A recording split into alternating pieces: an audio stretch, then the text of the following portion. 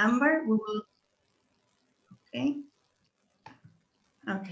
sorry, now it's recording. So I myself will be doing the first part. So I will be shedding some light on the different statistics of trans unemployment, and will give a general overview about what the situation is. And then Leanne will talk a bit more in depth about the trans reality from firsthand experience, and she will give a little bit more insight on that. And I don't know if you want to say anything for starters, Leanne, or if not, I can start directly. So I'm going to share my screen now. Okay, so as I was saying, I am Silvia, the psychologist from Fundación 26 de Diciembre.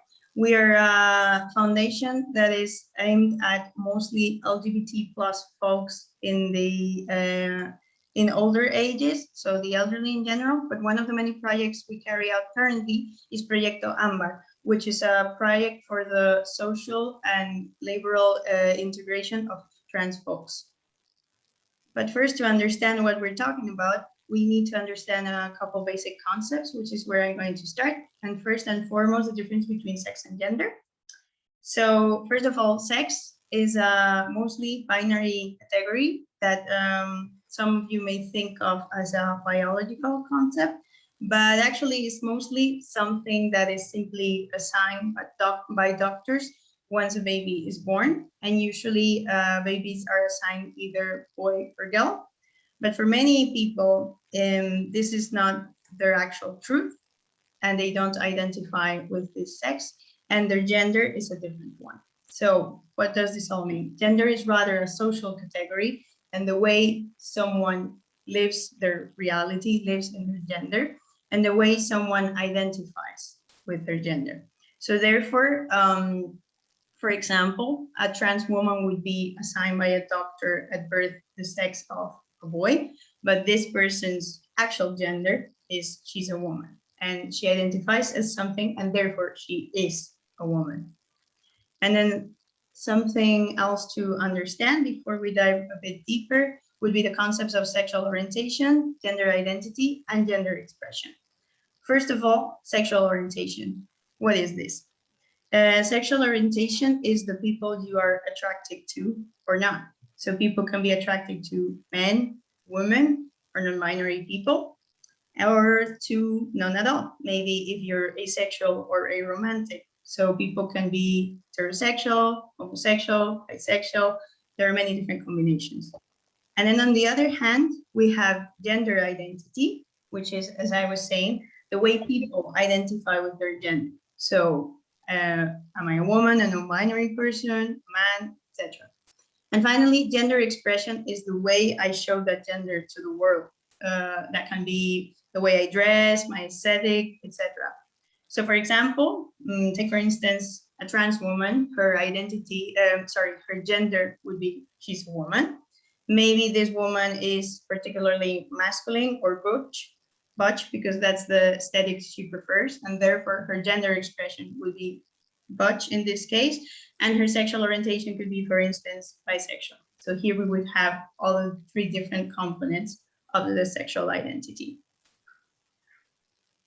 So therefore, under the trans umbrella, we have three different categories. The first one, trans women, then trans men, and finally, non-binary folks, as I have mentioned before, which are people that don't fit into either the woman or man category.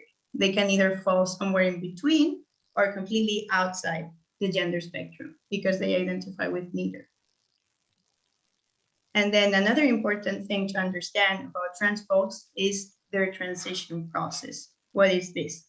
This is the path which leads them into becoming the person they are and maybe showing the world the person they are.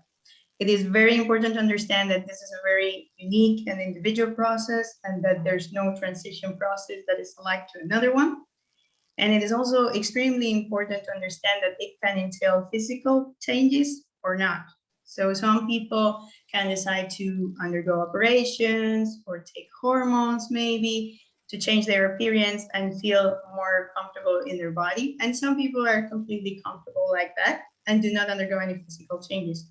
There are also folks that only make changes to their gender expression. So maybe I change the way I dress, my hairstyle, etc.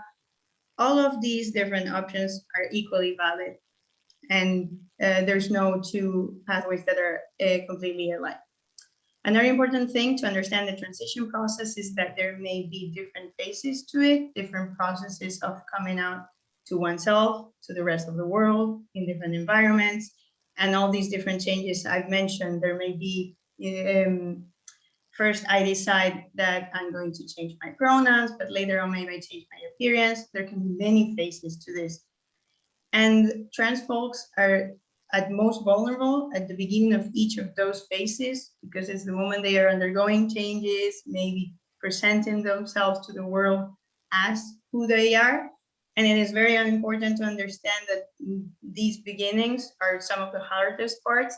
So people around trans folks, institutions around trans folks can give them the best support they can in these particular moments.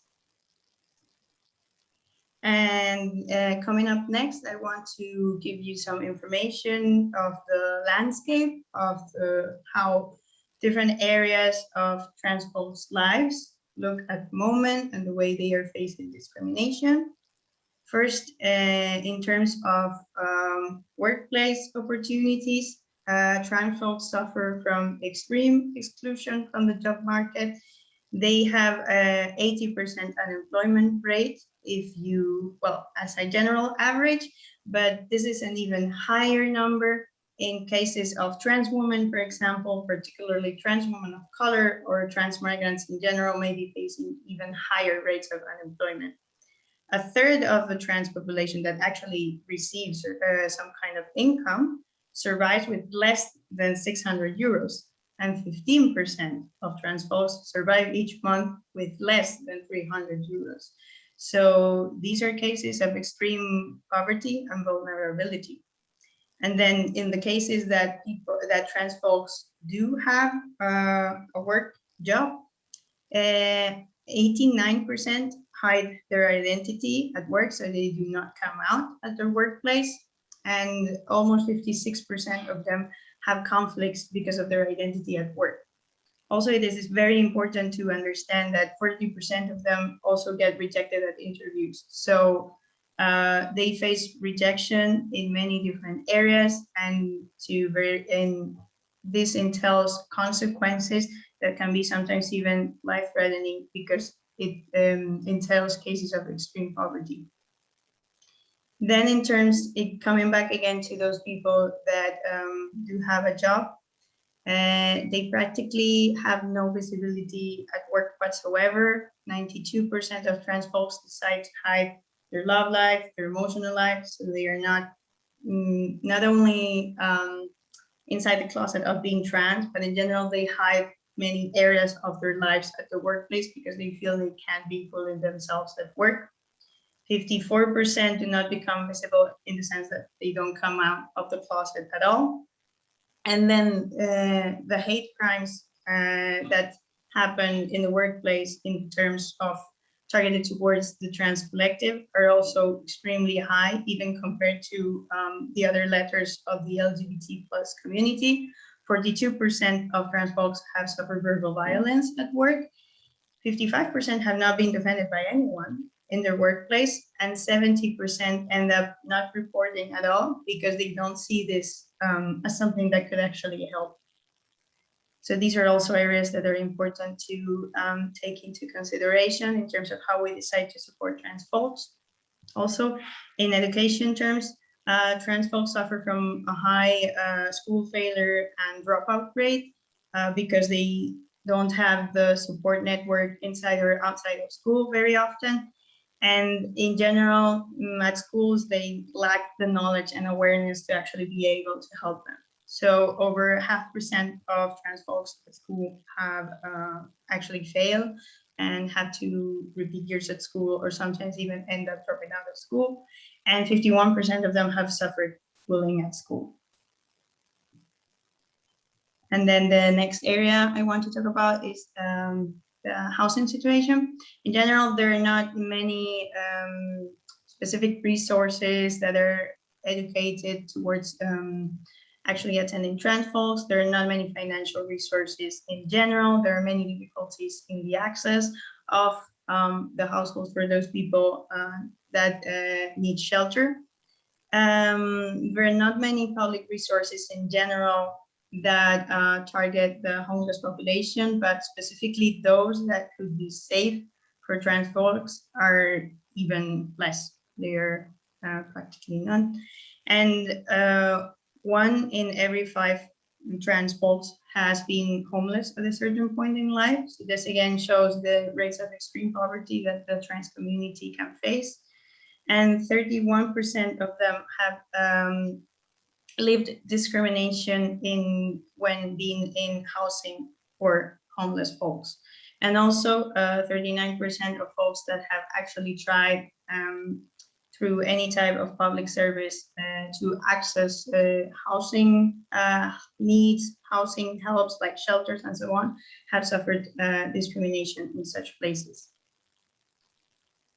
And then the next block of that I want to cover is health. The healthcare system in general is not very educated in terms of trans folks. There are very few doctors that actually know in depth how to ask adequately about the needs a trans person may have, how to respond, how to, in general, there's there's a huge gap in knowledge in all the different sanitary branches. This in turn makes it more difficult for trans folks to access quality healthcare because they refrain from actually trying to access those services. And then when they do access those services, these services don't provide the best help always. There are sometimes in different cities, like for example, in Madrid, there is a unidad de género. So there's a gender identity model, so to say, so a unit that is specifically designed to provide with the psychological and medical care trans folks may need. And sometimes these units, that it's not the only one that exists in Spain, but it's probably the biggest and most popular one. Sometimes even in these units, trans folks struggle finding the help and understanding they need. So even sometimes the specialized care is not as specialized as it should be. And then another very important thing is that there's a lot of lack of specialization in mental health overall, but specific to the trans community, even more so, because it is no wonder that in general, trans folks have suffered higher rates of depression and anxiety than the rest of the population. And as you can see on screen, sorry, did someone say something? If not, as you can see on screen right now, 56% of trans folks have had suicidal thoughts, at least at one point in their lifetime. 45% have suffered discrimination in the healthcare system. And overall, in the last year, throughout the whole world, 350 trans people have been killed. And this is also, I included this in terms of health, not because it's also a healthcare problem in the sense that we are not detecting what is happening exactly and how we can help folks access the right resources, both for getting help when they are living abusive situations, for when they have suicidal thoughts, etc. But this particular number is about the number of trans folks that have been killed in the past year. So another thing we need, besides all the other factors I outlined just before about being specialized in what mental health needs trans folks have and what healthcare we can provide, we also need better tools to detect abuse and abusive situations so that this number is not ever the same one again. And then coming up next, Liane is going to talk about this from a completely different perspective. And now she's going to talk from a first-hand point of view about trans realities. I want to briefly, before I hand her the conversation, to just say that I'm from, as I mentioned in the beginning, from Fundación 26 de Diciembre and Proyecto Amber, so Amber Project. is one of the projects we have that is specifically for the social and work inclusion of trans folks. So this is a very exhaustive process in the sense that it's not only trying to find a specific job placement for a trans person, but we undergo the process of interviewing the participants that come. We also do different education processes of the companies they are inserted to, etc.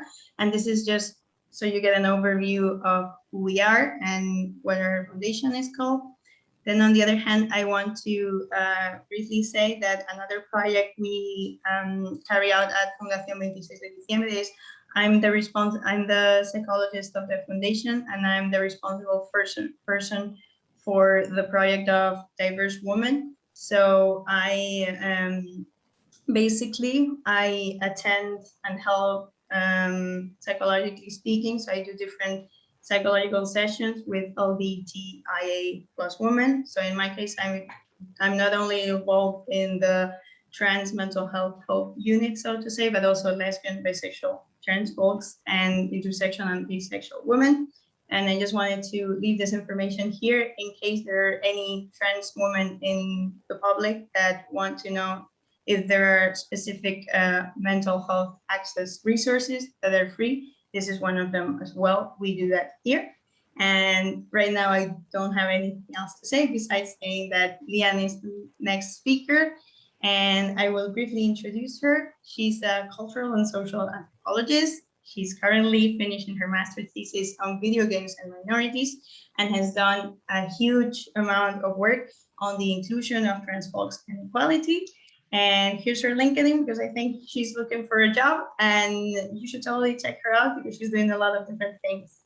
And with no further ado, Lian, it's your turn. Sylvia, thank you so much for this introduction. And I also have to thank IE for this opportunity, Proyecto Ámbar too. And I want to say thank you to all of you just to spend a little time with me about this kind of topic, which is quite obscure in a way that many people don't know about this kind of stuff. And I'm really grateful and thankful that some of you would like to know what I have to say about this. So first of all, I'm going to make you question. Do you know what cispassing or cisgender mean? If you don't know, you can write it in the chat and I will give you the meaning of it. I say this because it's quite important to understand a few things that I'm going to talk about. So that's why I wanted to have the right terminology.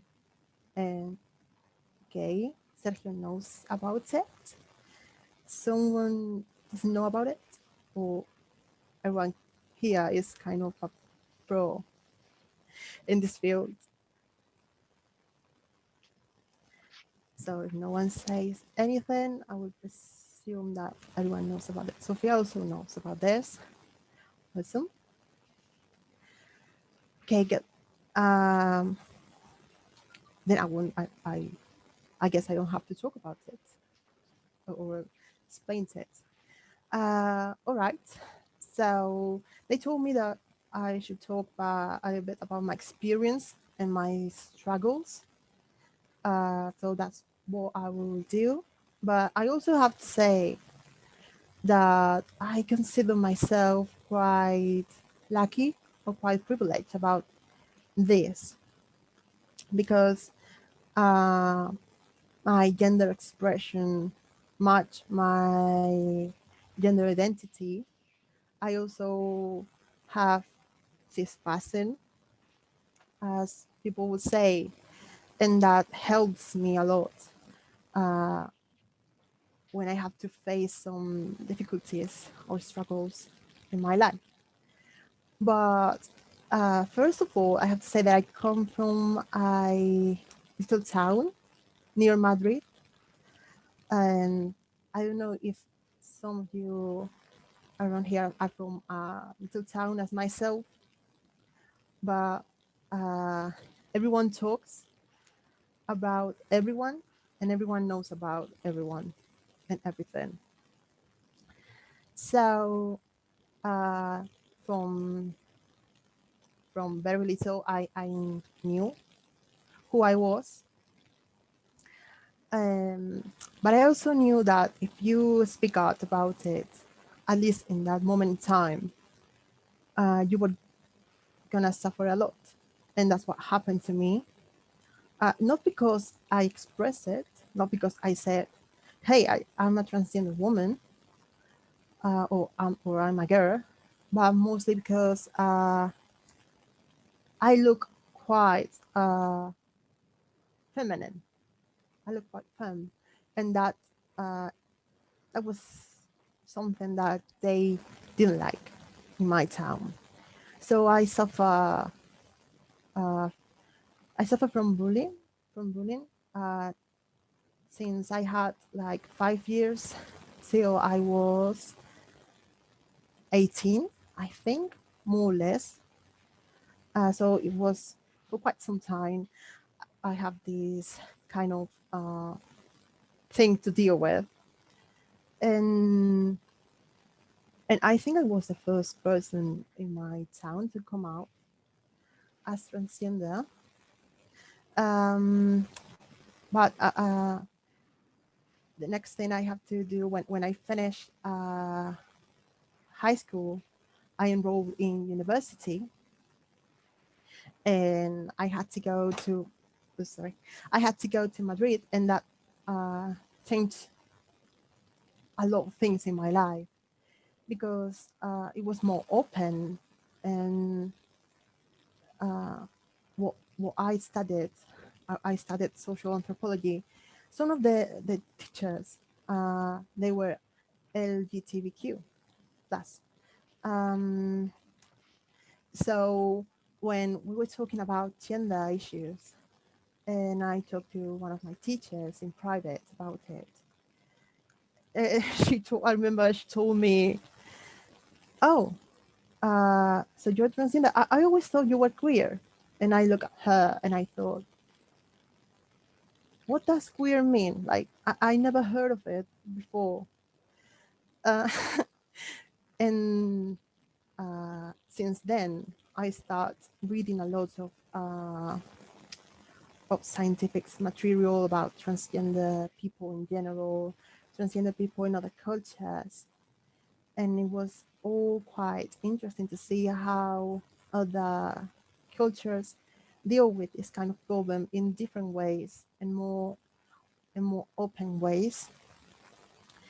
Um, but I will talk about my experience, not about their experience.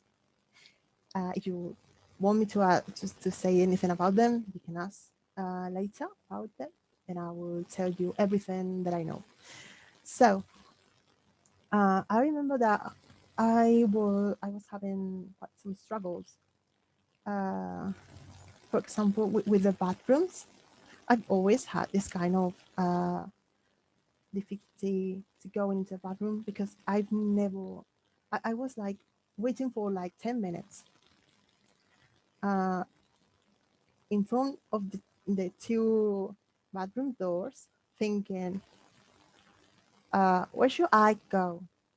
I mean, if I go to one place, they're gonna tell me something. If I go to the other one, they're gonna tell me maybe you don't belong here. And if I look quite uh, gender neutral, so to speak, they would tell me in both of them. They would tell me, "What are you doing here?" So many times, what I did was wait till everyone left, and then I usually tend to come inside and do my thing and then get out. But they, but my friends, because I told them not all of them at the same time, but I said, hey, I'm transgender. And they told me, the first time they told me is like, it's great, it's awesome. We're gonna go shopping tomorrow, and then you're gonna get all of these feminine clothes that you will love, and everyone will call you by the name that you want. And was like, oh, hold on, hold on a minute, please. You're going too fast. I need my time, uh, and I need to figure out what I want in every moment in time. So please don't do that, because it's like you're throwing me off a cliff. Um, so what I said is like, okay, we're going to do baby steps, like little by little. Um, so the first thing that they do was to fix the problem with bathrooms. And what they did was like, I was joining them, some of them, to the female bathroom, like nothing happens. And if anything happens, the other uh, person that was with me, my friend, would say something to the person that would say and something back to me. And nothing happened. So I thought, maybe I can do this by myself, which this is a very important thing that transgender people tend to have, like this kind of insecurity, like that they don't know what to do at first, and they tend to uh, think and think all the time and not do pretty much anything, because they are like overwhelming with intrusive thoughts about, maybe if I do this, they won't like this. If I do this, if I do this, they won't like that. So maybe I don't do anything and things will be okay as they are. Um, but I don't like that, mostly because I think that we have to be more open about this kind of topic, and we have to, I mean, it's essential to have an network support, or a support network,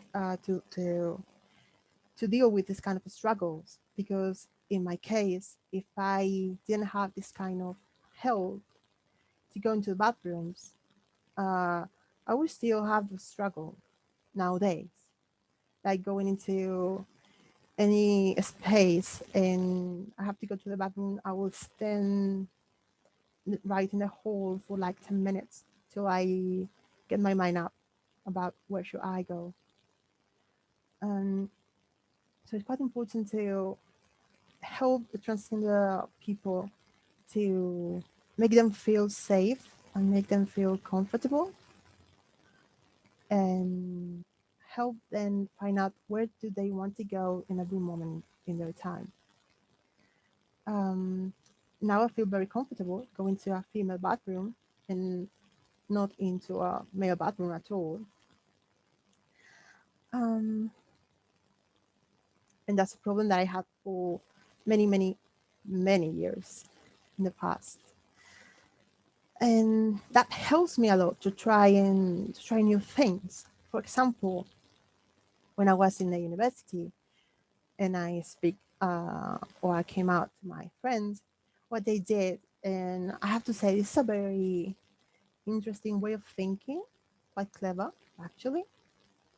What they did was, because I didn't change at the moment in time, I didn't change my name in the documents in my university. So I had what is called the name, or the ID name. So what they did was they talk with me and about me with feminine pronouns, even though in the class list I have all the name and other pronouns because of that. And it was like some kind of social pressure thing.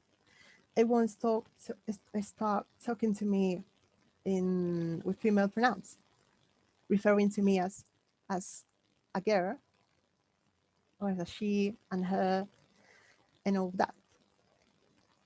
And I felt quite confident about myself because of that. Um, Later, quite like a year later, I could I could get my name changed. Hopefully, like it was awesome. But not all universities have this kind of how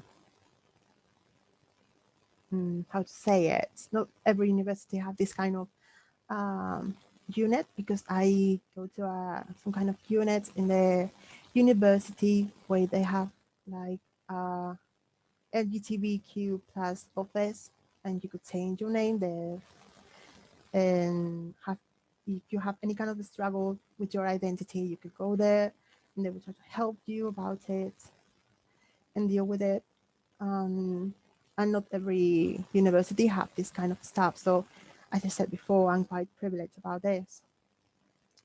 But I have to say that I lost many opportunities to do many things because I was always thinking, okay, if I go there, they will treat me as a male. And if I told them that I'm female, they will look at me kind of weird. And I won't feel very comfortable being there. So I should not do it. And I lost many opportunities. Um, but one day, and this is the story I'm going to tell, um, there was a course about voice acting, which is something that I really love. I don't know if any of you have ever tried to do voice acting, but it's really fun. And I did it here in Madrid, next to in Gran Via Street. Uh, and when I was there, because there was like a free class, so to speak, you go there, you watch the students do voice acting, and then you get out and tell the people who's responsible of this place, of the establishment. You tell them, what do you think about it, and if you want to go, if you want to get into it.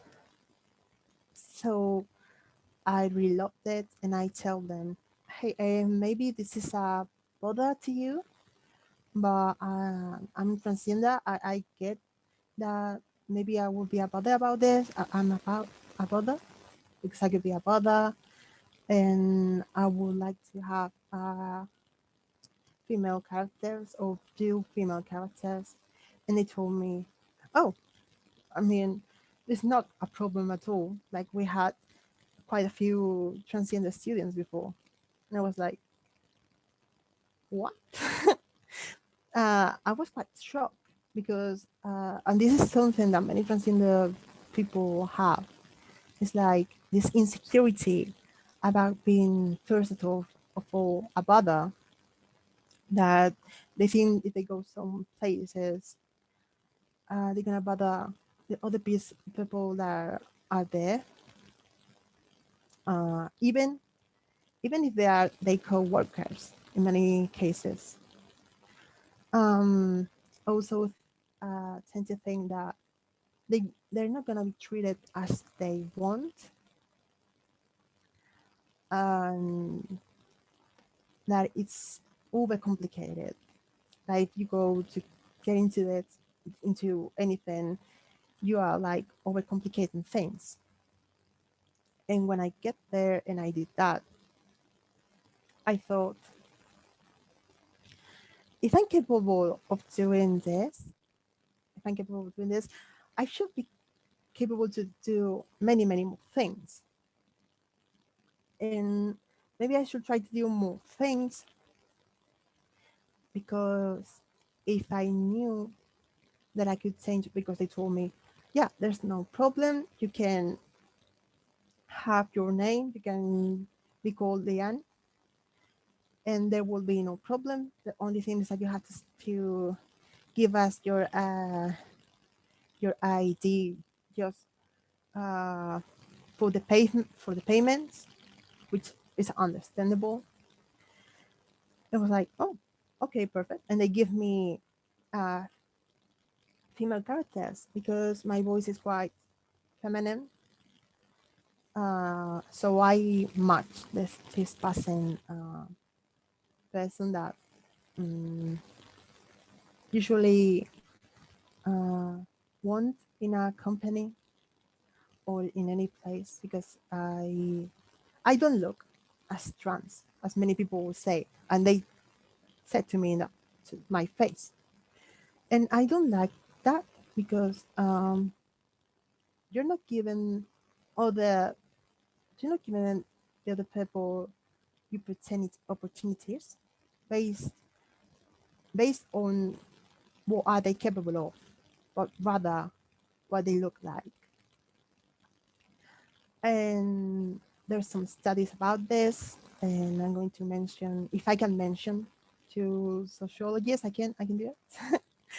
um, which are they are Spanish, they're called Miquel Misé y Cole Planas, and they talk about how transgender people get into their jobs in Barcelona city, and what they uh, analyze, and they find out that many of uh, or the most important thing that is signature to if a transgender person gets job is that this person. So there was a transgender woman. I don't remember her name right now, but she was like some kind of computer engineer, something like that. And because her identity didn't match, uh, or she didn't look as female as the society usually look up for, she was like, I think she was a cashier. I think she was like selling things in a shop, not because she wanted,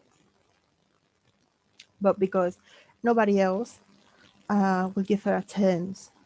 And it's quite, that's truly really sad because you're not given them any kind of opportunity, and they have lots of talent in many times. And this kind of way of thinking, and if we add up to all of that I said before, the fact that we don't have many good references about transgender people in the media. Nowadays, we have more, far more than a few years back, but still a long way to go. Many people tend to think about us many things, usually related to sex work and drugs and all of that kind of stuff. And I remember that some people had said to me quite some nasty things about it, like from nowhere. And I want them to give to and sorry for my expression, but hit them in the face uh, with my knowledge and tell them, hey, I mean, I'm transgender, yes, but also I did voice acting. I studied Korean. Uh, I know English. I studied in the university. I'm finishing a master, and I'm quite worth it. I'm worth it, and many transgender people are too. So, what I want them to know, or what I want everyone here to know, is that a transgender transgender people in general, but transgender person in particular is a person too. They have their own feelings. They want to do good things in their company and their business in whatever field they are. And we only need a chance to do it and some help, because usually society smash up at us, like it's like a train break coming at us at, I don't know, I don't know how to say it, but really fast and hit us. And we're a little bit broken in some cases. And we tend to think that we are a bother to any kind of places that we go in. And if you find a transgender person, or you are transgender, it's, it's very it's quite important to have a support network to help you out. And if you don't have it at the moment, try to find out about it. There's some groups in LinkedIn related to transgender people and their opportunities, and they talk about their experience in many work fields. And they tend to support each other as a family. And if you are someone who knows a transgender person, try to help them out, but give them their time.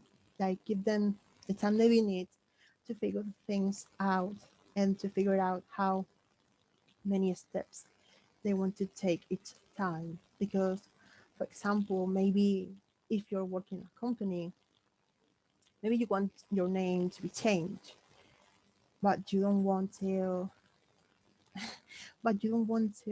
um, you don't want to everyone else knew it, or not every single one.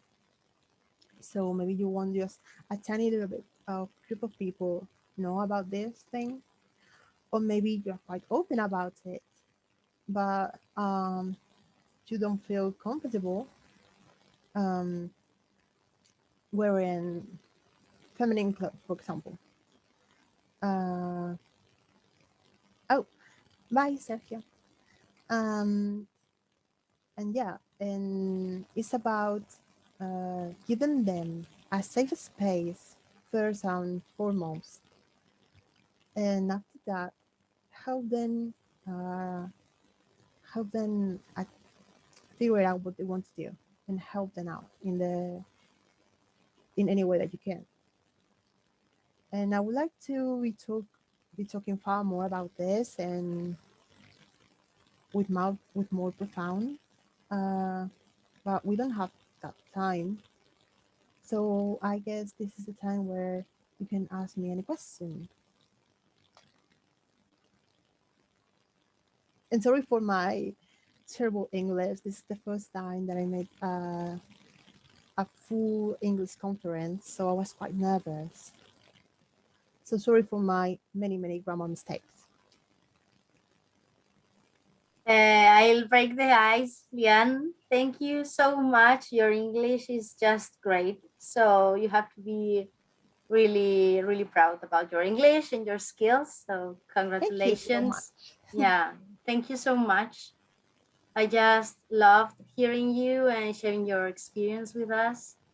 And I totally agree with Sergio that you're really brave and inspiring. And well, since my role in IE University is to coordinate the brand new Gender Equality Office, I've been doing a little research about how to develop some transgender, I don't know, I found about what you said about the document that you can file if you want to change your name. And we are opening the IE Tower in Madrid campus. And I asked about the bathrooms, if they are gonna be neutral or are they gonna be a female or male. I have still no idea, but I wanted to ask you from your point of view as a transgender student, Yeah. how can the university help you? All right. I was quite lucky because the person who was the director of this office was one of my teachers in the past. So I knew him, and he told me, and I go there as soon as I could. But not as soon, but I went there eventually. And how can you help a transgender student? All right, maybe because it depends on many universities. Not everyone is going to be quite comfortable to the idea of um, gender neutral bathrooms, but I think just like having just one is a really big step because you help some people with it. Like at least the people know that there's, even if it is little, one place that they can go and they can feel safe. So that's one of the things that they can do. Other one is they asked me, I didn't need to because I was quite open about this with my teachers. But they asked me if they want if I wanted to if I wanted that the office who my teachers who write them about me being transgender in private, so I didn't have to do it. And that's a thing that you can do to help them out. Like many people are quite shy, or they think they are bothered and don't want to deal with this kind of stuff. Talking about their teachers, with their teachers, sorry, about the fact that they are transgender. So what they offer is, you don't have to worry about anything. We're going to change your name. Everything is going to be changed, even if you receive like some kind of scholarship.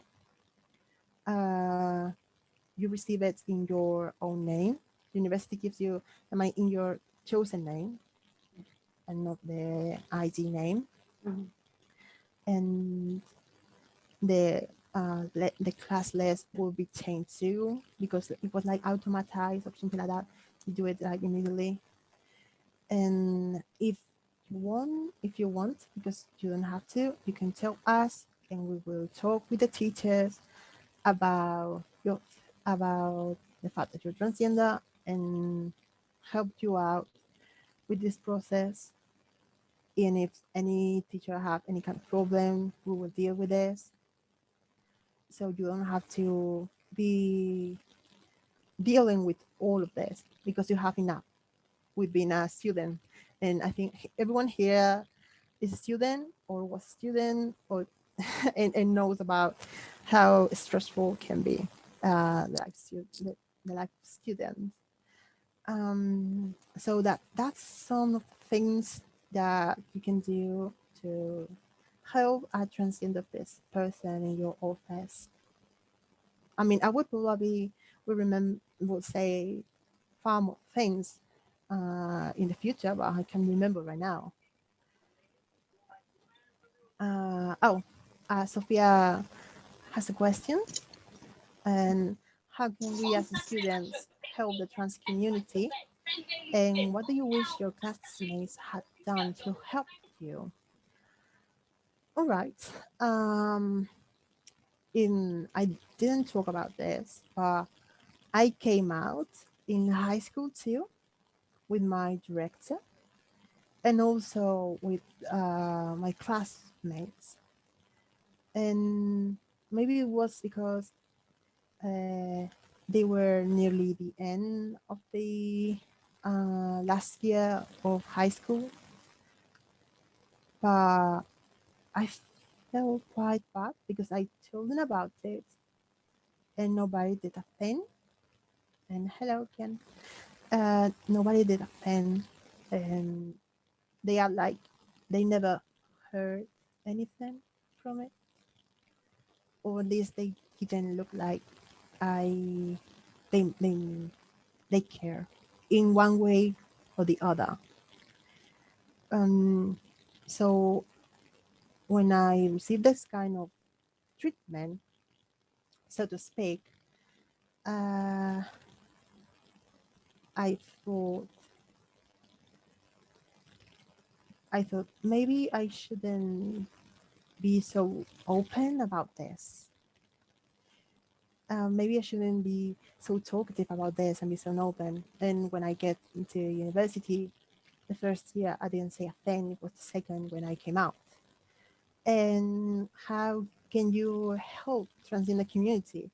Give them their space, treat them as their pronouns. Um, uh, the pronouns they feel is quite helpful. And if you have any kind of mistakes, because it's normal to have mistakes, you can just correct the way you spoke that or you said that, and there will be no problem. And I don't know, because my classmates did everything quite right, because my friends in that class did, as I said before, did discuss this kind of social pressure thing. Like they talked to me in female pronouns, and everyone else didn't want to get out of that and be like uh, isolated from that. So everyone started talking to me in with female pronouns, like, "Oh, Leanne, how are you?" and things like that. Even though in my class list still said other thing. So I think they made everything that they could to give me my space and help me figure out things little by little. What else? Thank you for sharing your story, Leanne. Thanks to you for listening to me. I wanted to ask, what do you think is the best way to support us, to show our support to a friend that comes out to us as transgender? Is there something you will have needed back in the day from the people closest to you? Yeah, as I said before, one of the things that they said to me at first was, "You don't have to worry. We will go shopping. We'll do this. We'll do that." And I feel quite anxious and uncomfortable by that, because I was like, "Okay, I just said it, and because I have this kind of mm, mm, trust with you. Like, I have this kind of trust with you, and I want to do things in my own way, but just give me time." It was the most important thing. Just give me time and help me figure out what I want to do in every moment in time. And what you can do is tell them that you are there for them, and correct yourself if you have any kind of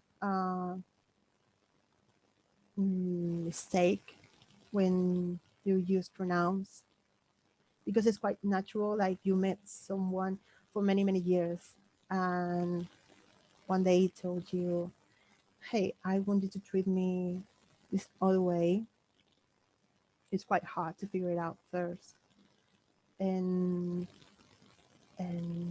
if you correct yourself, if you make a mistake in front of that person, that person usually will think, "Oh, okay, I mean, there's no problem, because uh, they made a mistake, but they're trying to help me out. They're trying, at least they're trying." There's some people that they don't even bother to try, so that's love. And also let them talk, because in my case, I'm quite open, and I'm quite extrovert, as you may see right now. But in the past, I was quite shy, and I didn't thought that that my thing, or the fact that I was transgender, should be said it to people, because I thought they have many other problems to deal with, and I don't want them to deal with one more problem. That it was the fact that they have to treat me in a different way, and they usually need someone to listen to them and give them a chance to be heard, and and listen. Mostly I would say listen to them about what they want to do. They can give them your support, uh, just being with them when they need it, because many transgender people are quite brave and are quite strong, but they need to figure it out by themselves many times. Some other question. By the way, these questions were really good. Honestly, it's true. I'm quite thinking about um, what you can do in a professional environment too. You want to help me now, and it's also being close to them. Don't treat them as their freak. I mean, I think this is quite extreme things to say, extreme thing to say, but in many cases, transgender people um, in their work, they tend to get quite isolated, um, and they try to just be as isolated as they can, because they don't think anyone will get to them and talk to them.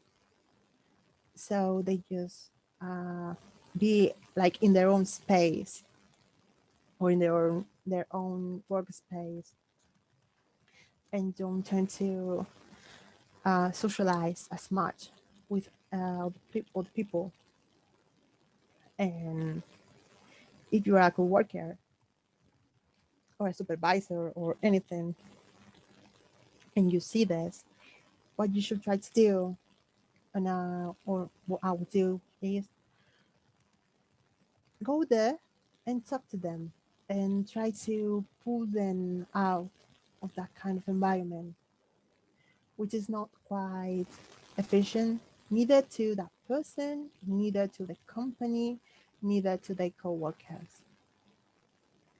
So if you want them to be safe and be as comfortable as possible, start to engage in a conversation with them, just little by little, to make them that person feel safer and safer. So one day maybe you see them socialize with the other coworkers.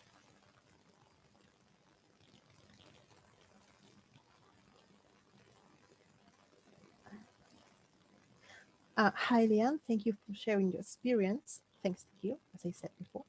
I'm curious, when were your first thought of your own gender, and if that conflict affected you growing up? Not so much in my case, because I always knew I was transgender. I always knew I was a female. But as I said before, I live in a small town, and I couldn't talk to anyone about this. Uh, I didn't came out to my parents till I was in university either, and they didn't like it at first. They said quite some nasty things. Now they deeply regret it, but at moment in time it was quite a shock for them. So they didn't want to deal with it, and they told me to suck it up and do like nothing happened. And I did for quite some time, but you can do that eternally. So finally I came out, and at first they didn't like it. Now they accept it, but it took them some time too, mostly because they also come from a little town and people talk, and they don't want people to talk about me in a bad way or to them, and I understand it. But uh, there's nothing wrong with me, I will say. I don't know what people say just things about me. I think I'm quite nice. um so no, that conflict didn't affect me. There's some people who are conflicted about this, and they spend quite some time in their life figuring out uh, what uh, what the gender means for them and who they are. And some of them came out as transgender women. Some of them came out as a fierce person. Some of them came out as bi or bi. Some of them came out as non-binary. Um, so yeah, many people have this kind of a struggle, and then I would say that they have to figure it out and let them express themselves in the way that they want to figure it out who they are. Okay, one more thing. What do you think about putting the pronouns in Zoom name, Instagram, bio, etc.? Do you think it should be normalized and most people should do it? Hmm, quite a tricky question because many transgender people don't want to talk about the gender, and it's quite. I can imagine why. I can imagine why they would do it because um, they tend to think that they will face transphobia uh, or transphobia plus racism, and they don't want to come out to. I mean, you know how this kind of uh, social networks are like. Maybe you can find some people who was saying bad things about you because you put she her, and they imagine that you're transgender even though maybe you are not, and you just write it because you feel comfortable with your own gender and want to give support to transgender people or transgender folks, and you receive this kind of hate. mm, so that's why many transgender people say about it when write this kind of pronouns in their profiles. I'm I usually don't because of this. I tend to think that if I write it, there will be quite some people who say bad things about me, and it happened to me in the past. So maybe I will. Maybe I will write she her in every place where will feel more comfortable, even though in transgender spaces like when I'm with other transgender people, I tend to write it and say it. But usually I don't, and it's like a way to protect myself from some kind of from the hate that I could receive.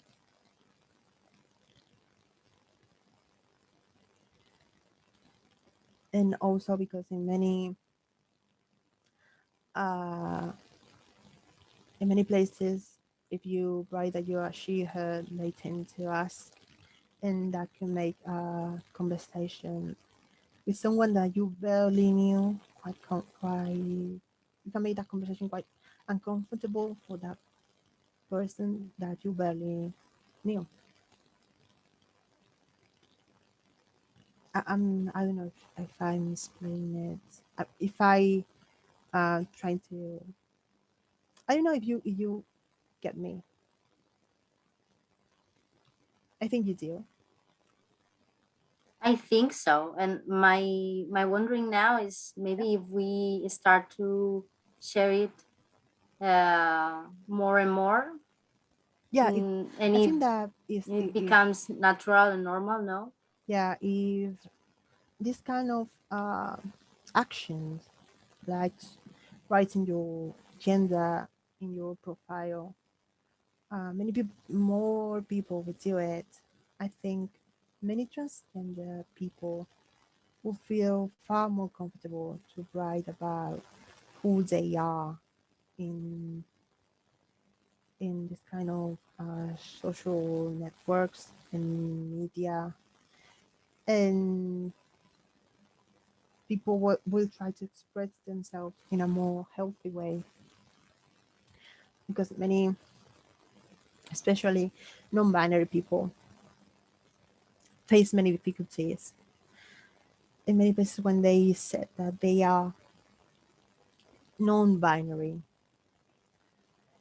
and say usually they are them who they are the ones who tend to get more self-aware about where they are, and they should try to just be quiet about who they are,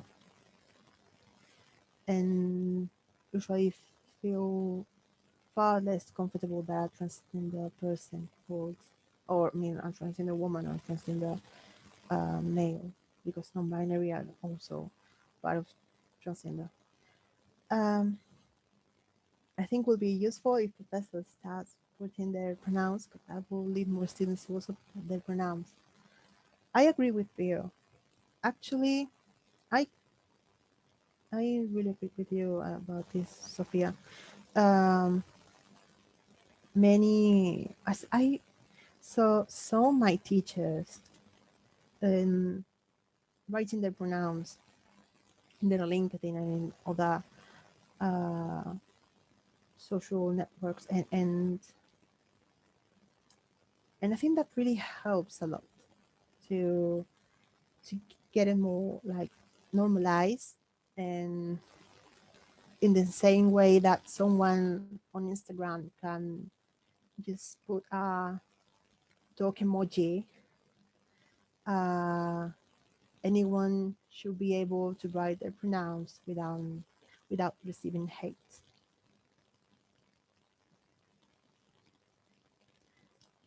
Mostly because if they have like a bad experience, usually they will be more aware, and will try to, and they will be far more defensive about do other things in their lives, because they think, okay, that this went wrong. If I do this, will also be wrong. It will come out wrong, and or I will fail this, I will fail that. So maybe I shouldn't try it. Maybe I should just keep myself to myself and just leave things as they are now, like some kind of a status quo. And that's not the best way to open up to the world. I mean, the world is a wonderful place. I I took me quite some years to figure this out. The world can be a beautiful place, and but many transgender people, they never had this kind of opportunity to express themselves and be as and figure it out what they want to do, and doing things without anyone telling them, hey, what are you doing here, get out, weirdo, things like this. And if we can make them feel safe and feel that they can do things, it's already a huge step in the right direction for society in general. Well, thank you so much, Lian. I am watching now my clock here, Yeah, and yeah, I think sorry. it's time. No, no, sorry at all. Thank you so much. Thank you, Sylvia, for this wonderful session. This first session with you. It's been amazing, really inspiring.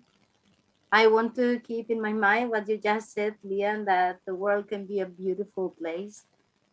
Let's keep that in mind. And thank you, Beatriz, Celia, Margarita, and Sofia to be here with us. And I don't know if you want to say something else, but I just want to say to you, thank you again and congratulations. I just want to say thank you. As I said before, thank you for bringing me here. Thank you for being here till uh, till this late, and here talking and hear me talk. Uh, I'm quite proud of myself for for doing this, and I know my confidence was as good as I would want to, but we're mm, we're uh, we're trying it out. We're figuring it out. So you don't have to worry about it. Next time I will be far more prepared.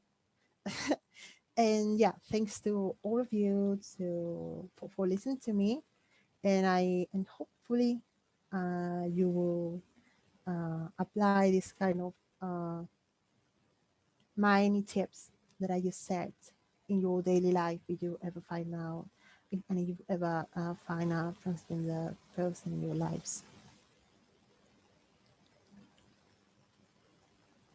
And you can contact me if you want to through my LinkedIn. You can look for my name and surname if you want to add me.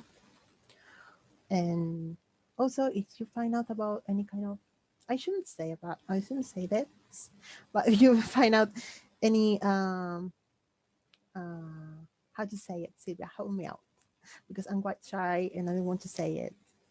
But I'm looking for a job. So if you ever find any kind of job offer or anything like that, please send it to me or anything. I don't know. Thank you so much. And indeed, do send Lian any job offers her way that you may see fitting, which I'm sure there are plenty of them. So I wish you the best of luck with that. Yeah, and again, I want to say thank you, Lian, for joining us. Thank you, Soraya, for organizing all of this. Yeah. And please, everybody that came, thank you so much. And continue listening to Trans Folks. Follow them on social media. Watch what they're doing. Listen to what they're saying. That's what basically everything Lian said. It's the way to carry on. Normalize asking for pronouns the same way you ask somebody's name. Listen to that. Like Lian said, if you make a mistake, it's okay. Say thank you for telling me. Correct yourself and move on. Yeah. It's about the person you have in front of you rather than yourself. And I don't know anything else to add. In the end, I think Lian covered so much so well. Oh, thank But you so much for basically, thank this. you for your time, and I think we all learned a lot. Yeah. Yeah. I think that's everything that I will say, Sylvia. Mm, well, maybe just one more thing, and it is that first of all, and first and foremost, transgender people are people too. So don't treat them, neither treat them as they are the most magnificent thing in the world or a kind of weird thing like, oh, let me ask you like thousands of questions. Just let, just if you're going to ask them something, do it from a place of respect. And if that person doesn't want to answer it, don't take it the wrong way. Many times we tend to explain things too many times, and sometimes you are quite tired of explaining the same thing. And maybe if you ask them in a moment in time, they will talk to you and they will answer your question as soon as they can. But there's that, like, if you're gonna ask them questions, do it from place of respect. And if they don't want to, don't be mad at them. That's all. Bye. Bye. Thank you so much. By the way, I will put in the chat my LinkedIn account. Great. I just shared with you the link to the second session that we will have with Proyecto Ambar on Monday, the 7th at 1 p.m. Yeah, 1 p.m. 1 p.m. Thank you, Lian. I will look for you on LinkedIn. Thank you so much. I really appreciate it. Great. So thank you again and see you next time really soon. Thank you so much, everyone. Till next time. Thank you, Bye. everyone. See you. Bye.